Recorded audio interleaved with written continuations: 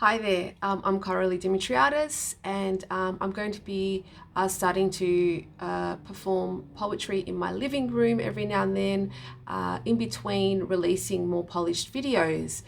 This is my first poem, and it's in response to Pauline Hanson's the announcement that Pauline Hanson will be chairing a Senate inquiry into the broken family law system.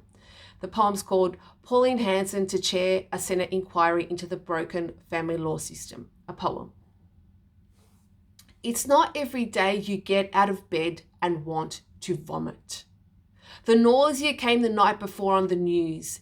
Family law overhaul and Pauline Hanson to manage it all. I've never felt so sick, something like a woman being punched in the gut by her ex-husband, than watching him take away her child for the week. Misogynist Senator Pauline Hanson done her deal with Morrison. Children cry in their cribs. They're crying because the system that was built to protect their well-being, the flawed rule introduced of 50-50 shared parenting, that's going to get even further smashed by her. She's going to get her past experience out, her son being accused of domestic violence and not having access to his kids. She's going to break down that glass into shards so they're wedged everywhere in our society. She says the system works against men.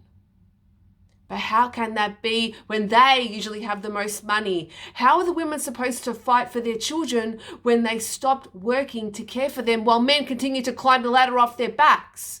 How are women supposed to fight for their children when legal aid won't even qualify them for help? The family law system in tatters, a system made for the rich. The divorce lawyers come in, promise to provide shelters to vulnerable women seeking help and answers and protection. Shrug their shoulders after all the money's run out, quietly walk away. I ask you, who the hell is going to take care of our children? The ones who see their mums scared, the ones who see their mums bashed, the ones who get bashed by their fathers, the ones that get murdered by them, or see their mothers murdered by them. Who is going to protect the child that goes back and forth between parents, week on, week off, like a ping pong ball, between fighting and arguing? Who is going to protect this child from psychological trauma? Who is going to sacrifice what the parent wants and what the parent needs to give this child stability? And let's not forget the gag order, the one that prevents anyone who enters the family law system from ever going public about what goes on. What goes on behind closed doors stays behind closed doors. What goes on behind closed doors stays behind closed doors. The family law system in tatters. Women dying, children dying.